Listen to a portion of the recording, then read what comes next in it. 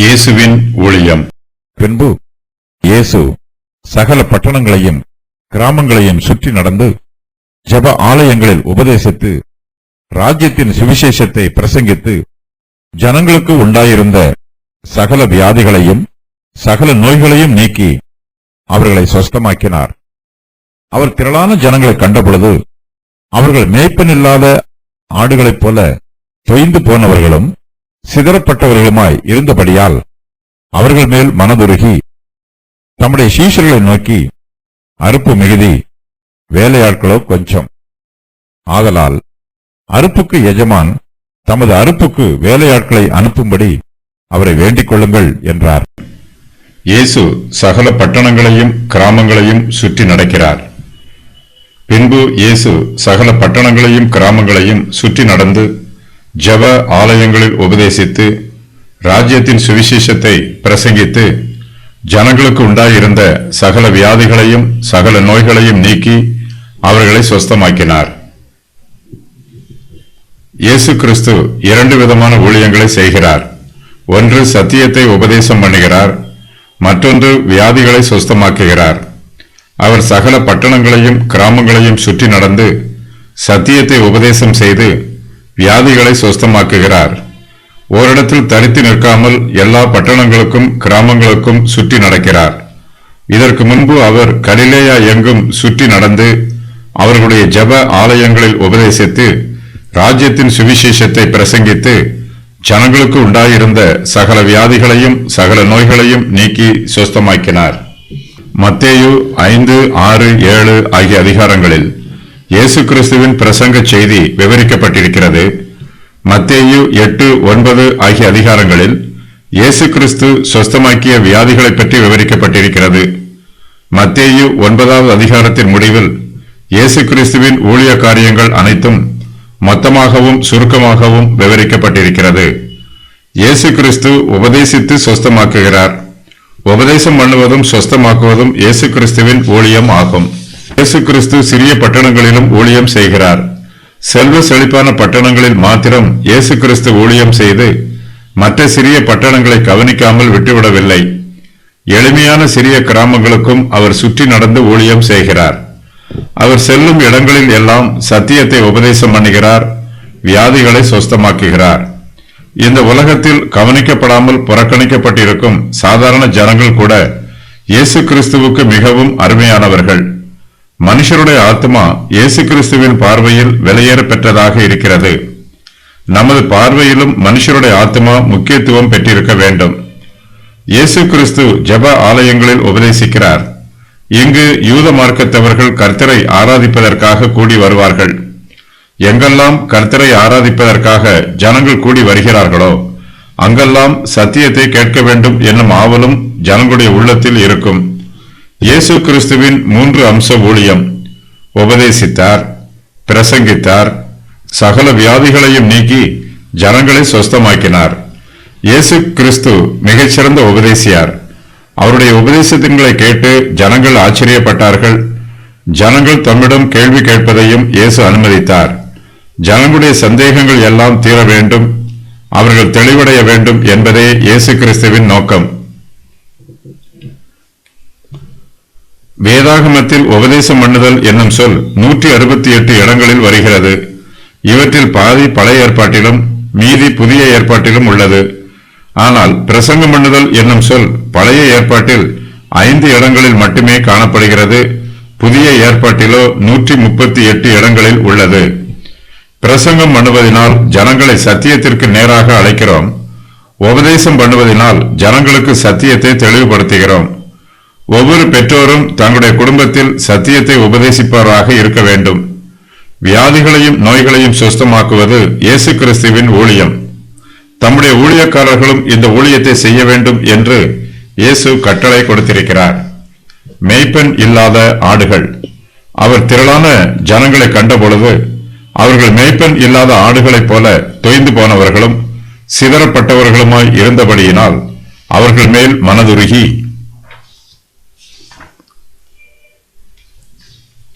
இயேசு கிறிஸ்து சகல பட்டணங்களையும் சகல கிராமங்களையும் சுற்றி நடக்கிறார். அங்கெல்லாம் அவர் திரளான ஜனங்களை காண்கிறார்.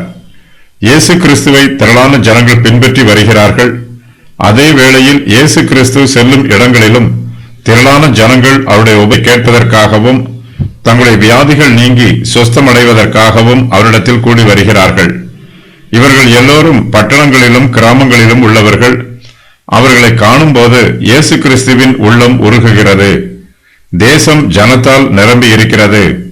கர்த்தர் ஆபிரகாமுக்கு கடற்கரை மணலத்தனையாக எண்ணில் அடங்காத ஜனங்களை கொடுப்பதாக வாக்கு பண்ணினார். அந்த வாக்குத்தத்தம் இப்போது நிறைவேறி இருக்கிறது. இயேசு கிறிஸ்து திரளான ஜனங்களை காண்கிறார். அவர்கள் மேய்ப்பன் இல்லாத ஆடுகளைப் போல இருக்கிறார்கள். தொய்ந்து போய் இருக்கிறார்கள். சிதறடிக்கப்பட்டவர்களாக இருக்கிறார்கள். ஆகையினால் அவர்களை பார்த்து இயேசு மனது உருகுகிறார். குருடரையும் செவிடரையும் பிசாசு பிடித்தவர்களையும் ஊமையரையும் பார்த்து மனது உருகுகிற கர்த்தர் இங்கு ஆவிக்குரிய ரீதியாக காணாமல் போய் இருக்கும் இந்த ஜனங்களுக்காகவும் மனது உருகுகிறார். இவர்களுக்கு ஆவிக்குரிய போஜனத்தை கொடுப்பதற்கு மேய்ப்பர் யாரும் இல்லை. இவர்கள் எல்லோருமே ஆவிக்குரிய சத்தியங்களில் ஞானம் இல்லாமல் இருக்கிறார்கள். தீர்க்க தரிசனம் இல்லாமல் அழிந்து போவதற்கு ஆயத்தமாக இருக்கிறார்கள். இவர்களை கவனிப்பதற்கு யாருமே இல்லை.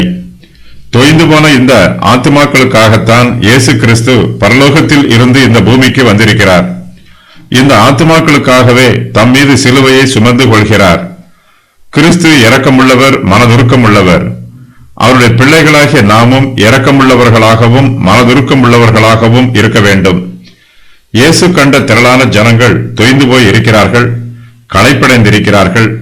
இவர்களுடைய ஆத்துமாக்களுக்கு உதவி தேவைப்படுகிறது. ஆனால் யாருமே இவர்களுக்கு நன்மையான எந்த உதவிகளையும் செய்யவில்லை. அங்கு வேத பாரகரும் பரிசேயரும் இருக்கிறார்கள். ஆனால் அவர்களோ வீண் பெருமையினால் நிறைந்திருக்கிறார்கள். தொய்ந்து போன ஜனங்களுக்கு இவர்கள் எந்த உதவியும் செய்வதில்லை. தொய்ந்து போன ஆத்துமாக்களுக்கு ஜீவ அப்பம் தேவைப்படுகிறது. வேத பாரகரோ இவர்களுக்கு ஆவிக்குரிய ஆகாரத்தை கொடுப்பதற்கு பதிலாக சாம்பலையும் உமியையும் போஜனமாக கொடுக்கிறார்கள். ஆவிக்குரிய ரீதியாக ஜனங்கள் போஷிக்கப்படவில்லை.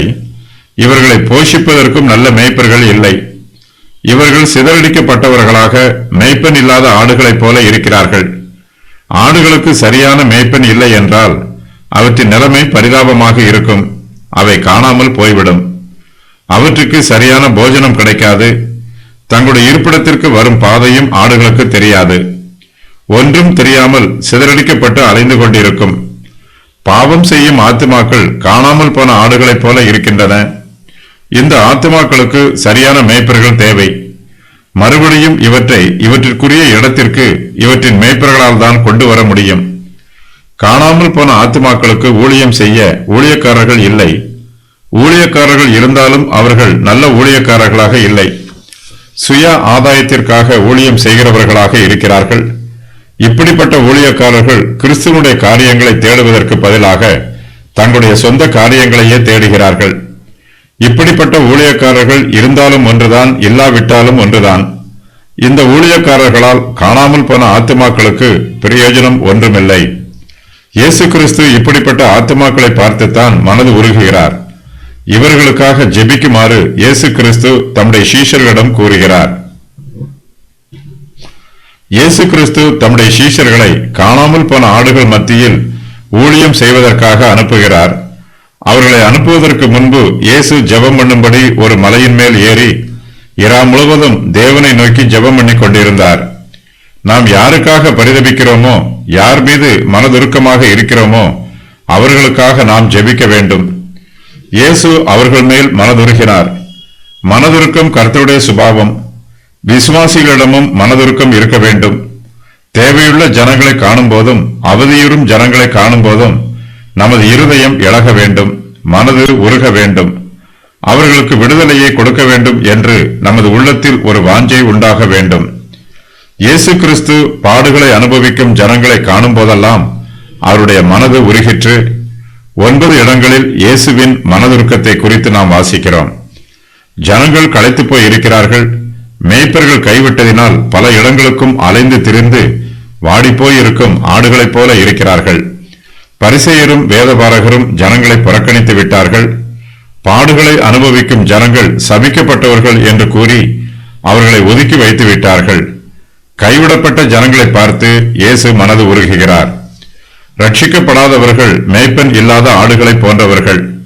ரட்சிக்கப்பட்டவர்கள் ஒரு காலத்தில் மேய்ப்பன் இல்லாத ஆடுகளைப் போல இருந்தார்கள். ஆனால் இப்பொழுதோ இயேசு கிறிஸ்து அவர்களுக்கு நல்ல மேய்ப்பராக இருக்கிறார். அறுப்பு மிகுதி, வேலையாட்களோ கொஞ்சம். தம்முடைய சீஷர்களை நோக்கி, அறுப்பு மிகுதி, வேலையாட்களோ கொஞ்சம். திரளான ஜனங்கள் மேய்ப்பன் இல்லாத ஆடுகளைப் போல தொய்ந்து போய் இருக்கிறார்கள். இவர்களுக்கெல்லாம் ஆவிக்குரிய போஜனத்தை கொடுத்து கர்த்தரிடம் அவர்களை வழிநடத்த ஊழியக்காரர்கள் தேவைப்படுகிறார்கள். கர்த்தருடைய ஊழியத்தில் இன்னும் ஏராளமான காரியங்கள் செய்ய வேண்டி இருக்கிறது. அறுப்பு மிகுதியாக இருக்கிறது. இவற்றை அறுவடை செய்வதற்கு அநேக கைகள் தேவை. ஊழியக்காரர்களுக்கு அறுப்பு மிகுதி என்னும் சத்தியம் ஒரு ஆறுதலான வார்த்தையாகும். இந்த உலகத்தில் ஏராளமான ஜனங்கள் கிறிஸ்துவை தங்களுடைய சொந்த இரட்சகராக ஏற்றுக்கொள்ளாமல் இருக்கிறார்கள். இவர்களுக்கெல்லாம் சத்தியத்தை உபதேசம் பண்ண வேண்டும். இவர்களுக்கு உபதேசம் பண்ண ஏராளமான ஊழியக்காரர்கள் தேவைப்படுகிறார்கள். ஆனால் இந்த ஜனங்களோ சத்தியத்தை கேட்க ஆர்வமில்லாமல் இருக்கிறார்கள். ஜனங்களுக்கு ஆர்வம் இல்லை என்றாலும் ஊழியக்காரர்கள் அவர்களை நேசித்து அவர்களிடத்தில் அன்போடு உபதேசம் பண்ண வேண்டும். நல்ல பிரசங்க செய்தியை அன்போடு பிரசங்கம் பண்ணுவது மிகவும் ஆசீர்வாதமானது. பள்ளத்தாக்கு முழுவதிலும் பயிர் விளைந்திருக்கிறது. கதிர்கள் அறுவடைக்கு ஆயத்தமாக இருக்கிறது. இவற்றை அறுவடை செய்து களஞ்சியத்தில் கூட்டிச் சேர்க்க வேண்டும் என்னும் நம்பிக்கையோடு ஊழியக்காரர்கள் ஊழியம் செய்ய வேண்டும். அறுவடை நாள் சுறுசுறுப்பாக வேலை செய்ய வேண்டிய நாள். இப்போதே அறுப்பு மிகுதியாக இருக்கிறது. ஆனால் அறுவடை செய்ய வேண்டிய வேலையாட்களோ கொஞ்சம் பேராக இருக்கிறார்கள். நாம் ஏற்ற வேளையில் தானியத்தை அறுவடை செய்யவில்லை என்றால் அந்த தானியங்கள் கதிரில் இருந்து நிலத்தில் தானாக கீழே விழுந்துவிடும். கீழே விழுந்த தானியம் ஒன்றுக்கும் பயன்படாமல் அழுகி போகும். ஆகையினால் விளைந்த கதிரை ஏற்ற காலத்தில் அறுவடை செய்ய வேண்டியது மிகவும் அவசியம். இன்று புரணி பேசுகிறவர்களும் மற்றவருடைய காரியங்களில் தேவையில்லாமல் தலையிடுகிறவர்களும் ஏராளமானோர் உள்ளனர். ஆனால் அறுவடை செய்கிற வேலையாட்களோ கொஞ்சம் பேராகவே இருக்கிறார்கள். அறுப்புக்கு எஜமான். ஆதலால் அறுப்புக்கு எஜமான் தமது அறுப்புக்கு வேலையாட்களை அனுப்பும்படி அவரை வேண்டிக் கொள்ளுங்கள் என்றார். அறுப்பு மிகுதியாக இருக்கும்போது அறுவடை செய்யும் வேலையாட்கள் கொஞ்சமாக இருந்தால் மிகவும் கஷ்டமாக இருக்கும். இப்படிப்பட்ட சூழ்நிலையில் விசுவாசிகளாகிய நமக்கு இயேசு கிறிஸ்து ஒரு ஆலோசனை கூறுகிறார். நாம் ஜெபிக்க வேண்டும். அறுப்புக்கு எஜமானிடம் ஜெபிக்க வேண்டும். இயேசு கிறிஸ்துவே அறுப்புக்கு எஜமானாக இருக்கிறார். அறுப்புக்கு வேலையாட்களை அனுப்பும்படி அவரை வேண்டிக் கொள்ள வேண்டும். நம்மை சுற்றிலும் நடைபெறும் காரியங்கள் நம்மை உற்சாகப்படுத்தாமல் நமக்கு சோர்வு உண்டாக்கினால் நாம் கர்த்தருடைய சமூகத்தில் அதிகமாக ஜெபம் பண்ண வேண்டும். நமது பிரச்சனைகளையும் சூழ்நிலைகளையும் கர்த்தரிடத்தில் எடுத்துச் சொல்ல வேண்டும். பயத்தையும் சோர்வையும் நம்மை விட்டு அகற்ற வேண்டும். தேவனே அறுப்புக்கு எஜமானாக இருக்கிறார். என் பிதா திராட்சை தோட்டக்காரர் என்று இயேசு கிறிஸ்து கூறுகிறார். யோவான் 15:1. அறுவடை எல்லாமே தேவனுக்காகவே நடைபெற வேண்டும். அறுவடை செய்யப்படும் தானியங்களை தேவனுடைய களஞ்சியத்தில் தான் சேர்க்க வேண்டும். அறுவடை வேலை முழுவதும் தேவனுடைய நாம மகிமைக்காகவே நடைபெற வேண்டும். அறுவடைக்கு தேவனை பொறுப்பேற்கும் போது அவருடைய தோட்டத்தில் அவருக்கு கீழ்ப்படிந்து அறுவடை செய்வது நமக்கு ஆறுதலான ஊழியமாகும். தேவனே அறுப்புக்கு எஜமானாக இருக்கிறார். அவருடைய கட்டளையின் பிரகாரம் நாம் அவருக்கு கீழ்ப்படிந்து அவருக்காக அறுவடை செய்கிறோம். ஊழியக்காரர்கள் தேவனுடைய அறுவடையில் வேலையாட்களாக இருக்கிறார்கள். ஊழியம் என்பது ஒரு வேலை. அந்த வேலையை ஒழுங்காகவும் கிரமமாகவும் முறைப்படியும் எஜமானுக்கு திருப்தியாகவும் செய்ய வேண்டும். ஏனோதானோ வென்று சோம்பேறியாக ஊழியம் செய்யக்கூடாது. கர்த்தர் நமக்கு கொடுத்திருக்கும் ஊழியம் அறுவடையின் ஊழியமாகும். இந்த ஊழியத்தை ஏற்ற காலத்தில் நிறைவேற்ற வேண்டும். அறுவடை மிகவும் முக்கியம். அறுவடை செய்யாமல் விட்டுவிட்டால் விளைந்த தானியமெல்லாம் பயனில்லாமல் பாழாகிவிடும். இதை ஏற்ற வேளையில் செய்யவில்லை என்றாலும் தானியங்கள் பாழாய் போகும். அறுவடை செய்கிற ஊழியக்காரர்கள் மிகுந்த கவனத்தோடும் ஒரு தானியத்தையும் விட்டுவிடாமல் பூரணமாகவும் தங்கள் ஊழியத்தை நிறைவேற்ற வேண்டும். அறுவடை செய்யும் வேலை சந்தோஷமான வேலை. விவசாயிகளுக்கு அறுவடை காலம் சந்தோஷமான காலம். சுவிசேஷத்தை பிரசங்கிக்கிற ஊழியக்காரர்களின் உள்ளத்தில் அறுவடையின் சந்தோஷம் காணப்பட வேண்டும். இஸ்ரவேல் ஜனங்கள் அறுப்பில் மகிழ்கிறது போல ஊழியக்காரர்கள் கர்த்தருக்கு முன்பாக மகிழ்ச்சியாய் இருக்க வேண்டும். வயல்களை அறுக்க வேலைக்காரருக்கு கூலி கொடுக்கப்படும். தேவனுடைய வயலில் அறுவடை செய்தவர்களுக்கு தேவன் கூலி கொடுப்பார். ஊழியக்காரரின் கூலியை தேவன் அநியாயமாய் பிடித்து வைக்க மாட்டார். தம்முடைய ஊழியத்திற்காக தேவன் நம்மை ஊழியக்காரராக ஏற்படுத்தி இருக்கிறார்.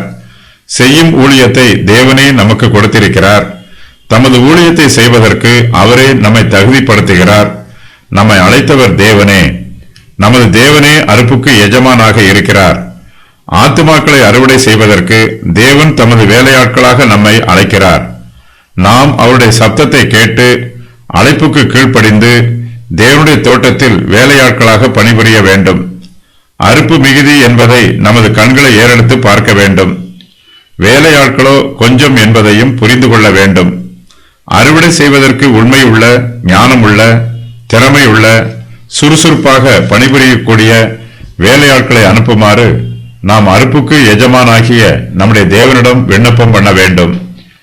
இயேசு கிறிஸ்து தமது சீஷர்களை ஊழியத்திற்கு அனுப்புவதற்கு முன்பாக இந்த சத்தியத்தை கூறுகிறார். அவர்களை ஜெபிக்குமாறு வலியுறுத்துகிறார். ஊழியம் செய்ய போகிறவர்கள் முதலாவதாக ஜெபிக்க வேண்டும். ஊழியம் கர்த்தருடையது என்பதை அங்கீகரிக்க வேண்டும். தேவனே அறுப்புக்கு எஜமான் என்பதை புரிந்து கொள்ள வேண்டும். அறுப்புக்கு வேலையாட்களை அனுப்புமாறு நாம் தேவனிடத்தில் விண்ணப்பம் பண்ண வேண்டும். அதே வேளையில் அறுவடை செய்வதற்கு தேவன் நம்மை அழைக்கும் போது, இதோ அடியேன் இருக்கிறேன், என்னை அனுப்பும் என்று அவரிடம் பணிவோடு கூற வேண்டும். கர்த்தர் கொடுக்கும் ஊழியத்தை நாம் ஜெபத்தோடு பெற்றுக்கொண்டால் நமது ஊழியம் வெற்றியுள்ளதாக இருக்கும். அப்போஸ்தலர் பவுல் ஊழியத்திற்கு போவதற்கு முன்பாக ஜெபித்துக் கொண்டிருந்தார். ஜெபித்துக் கொண்டிருந்த பவுலை கர்த்தர் தம்முடைய ஊழியத்திற்காக தெரிந்து கொண்டார். கர்த்தருடைய ஊழியத்தை நாம் ஜெபிக்காமல் செய்ய முடியாது. ஜெபம் ஜெயம் தரும். அறுப்பு மிகுதி, வேலையாட்களோ கொஞ்சம். கிறிஸ்தவ ஊழியம் அறுவடையின் ஊழியத்திற்கு ஒப்பிட்டு கூறப்பட்டிருக்கிறது. சுவிசேஷ ஊழியத்தை இயேசு கிறிஸ்துவை போலவும் ஆதி திருச்சபையாரை போலவும் செய்வதற்கு ஆட்கள் கொஞ்சமாக இருக்கிறார்கள்.